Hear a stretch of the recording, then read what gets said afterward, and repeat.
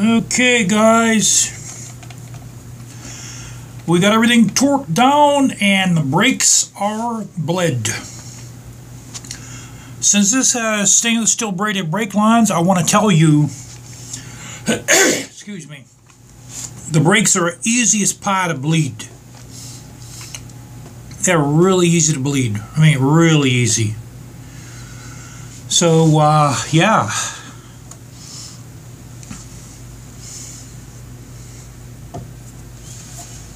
Everything's done on her, man.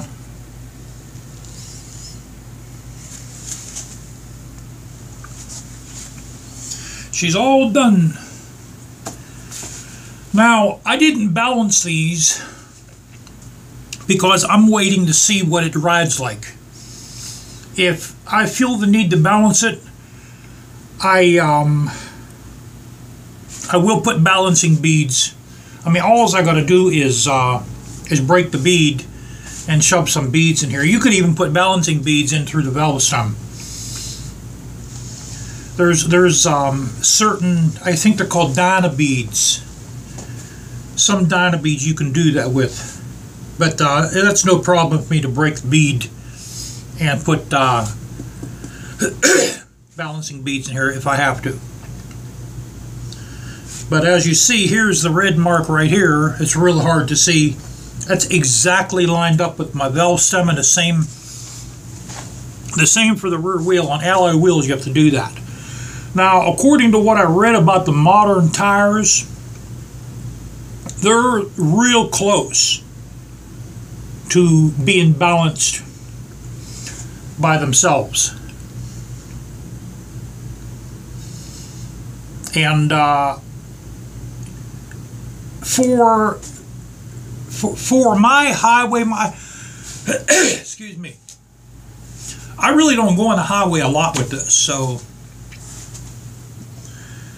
you know, for the need for me to balance this is very slim.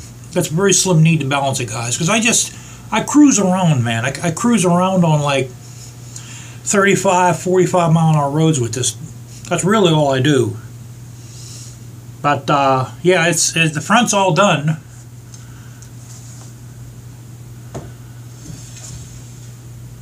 She's all done.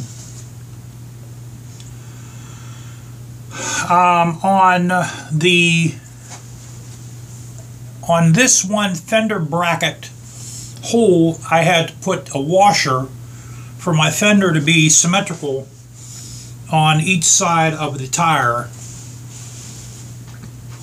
And remember that part that I thought was magnesium? That's actually cast aluminum. That's actually called the fork stabilizer bracket.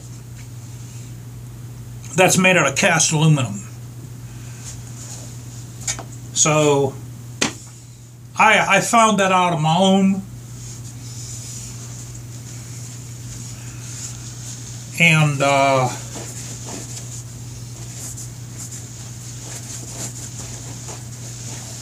tell you, man, I almost hate to take this out on the road, because I mean, I hate to get it dirty, because I went through a lot to get all the scratches out, but I have to go on the road. So guys, yeah, man, we got new rubber on the bike, man. New front tire, got a new rear tire.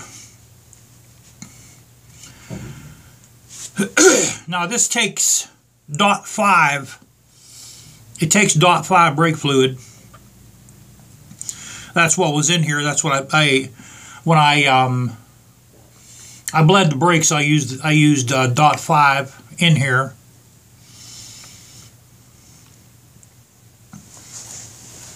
I'm sure there'll be a lot of people saying, well, I use .5. I've been using .4 for a long time. Well, you know, that's what they recommend me to use. That's what's on the calipers, and that's what I'm going to use. That's what Big Dog recommends. For this model. For this motorcycle.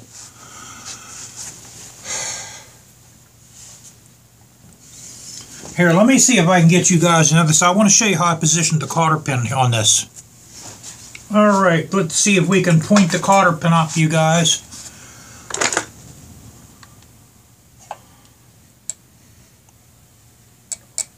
See the cotter pin right there, guys? I bent it over. I bent the remnants of the cotter pin out over the top of the caliper. You don't really have to do that because there is enough space in between the caliper housing and the back of the brake pad for you to tuck those little remnants of the cotter pin inside there. I mean, there is enough room to do that. So, I mean, I did that because I think that's safer. That way the cotter pin won't move at all. It can't come out. But you don't have to do that. And I did that. That way it's easier for me to get out the next time I change brake pads. It's a lot easier. Let me see if I can get you guys in the back. I'll show you a shot of the rear brake pad and that pin I was talking about. Okay, guys. You see that cotter pin there? You see that brake pin?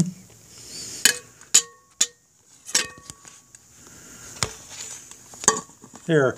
You see where the cotter pin is on the other side? That's the difference between the front and rear front and rear calipers. That pin comes out the other side. Now you see how I have that cotter pin there? I have it kind of like a bull's horn. So what we'll do now is, this is actually done. It's actually ready. Just like all the fingerprints we have to wipe down. I'll check I still have a lot of this stuff here, the primary fluid. I'll check my primary fluid level. I'll check my oil. And clean it up a little bit more and she's ready. She's ready for the road, man. I'm going to keep on running my middle finger footrests. I'm keeping those on. That way, everyone on each side, I'm giving them the middle finger as I go down the road. We got our horn. That piece of copper, I made that outside of the horn housing. I painted that silver. Horn still works with no problem. Now, since I made that custom seat, guys, this is a lot softer than the original seat. And a lot of people say, how can you ride a rigid frame? That's got to be hard on your back. Well, you know what? You don't ride this bike. You'd be surprised how soft the ride is on this bike since I made a custom seat. Because there's cotton inside here. There's the foam, the original OEM foam, and I put a 1-inch layer of cotton on the whole top here. That's why it's soft. And you'd be surprised the difference that makes. It makes a world of difference. Plus we have our spring seat sitting over there. That's Mother Road's simulated crocodile spring seat. That's why we have our welded on spring seat mounts. That way it just goes right on there, bolted down, it's ready to go. But I'll be honest with you, I kind of like that better. It's actually softer than a spring seat. So, you know, the haters can think what they want. But I'll tell you haters one thing. Don't pass judgment until you ride this. But no, I'm the only one that rides this bike. I won't let no one else ride this bike. So we got our, we're going to keep on running those mirrors this year. And we'll keep our middle fingers. We'll keep on running those. Oh, let me show you guys this. I got these guys, when I bought those mirrors, I got the mirrors, the foot pegs, and these for 150 bucks. I have no idea what model motorcycle these go on. There's no numbers on them whatsoever.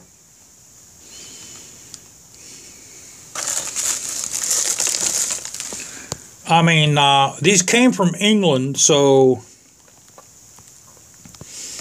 I don't know. I have no idea what motorcycle these go on.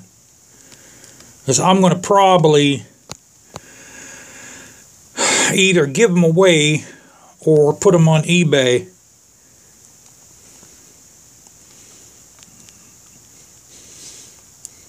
Yeah, there's no numbers on them whatsoever. So I have those that are just sitting in a drawer. Like I said, I got those. The foot pegs go for 200 and some bucks. Those mirrors there go for $4.50 a set. And the levers are probably maybe 100, maybe 110, 120. I got all that for $150. And the mirror, well, that whole set there, it took like, I think it took about 2 months to get here because they got lost. They went down to Kentucky. I don't know why it's doing that. Hold on. Okay, yeah, they went down to Kentucky first, and then from Kentucky they went to Arkansas, then they came up here. And I didn't think I was going to get them, you know, because $150 for all of that stuff was too good to be true. So I'm thinking to myself, well, and then the company gave me a refund. And then one day a box showed up at the door. I looked the tracking number up, and I said it's got to be the mirrors. Then naturally the company wanted their money, so I paid them. So I'm leaving these on. So far that hasn't come loose yet. And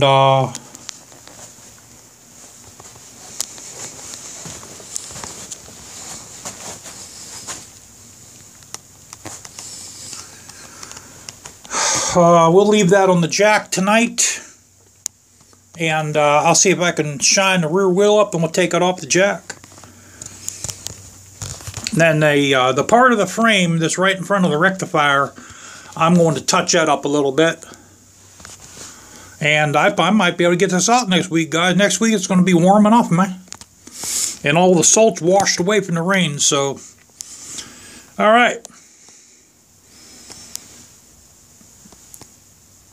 How do all the rest of the YouTubers say it? Give me a like. Don't forget to subscribe. Well, you wouldn't be here if you weren't subscribed anyway. But you know what, guys? I don't push it on anybody, man. Because, you know, when all the rest of the people that make videos, I say, oh, don't forget to hit that like button. And hit the, with that the little bell button. That way when a video comes up, you'll know about it. You know, people are not stupid. They know to do that, so that's why I don't tell anyone to do that. Plus, I don't make money anyway. I don't make any money from these videos. I probably never will, and I really don't care, because I don't depend on the videos to make money.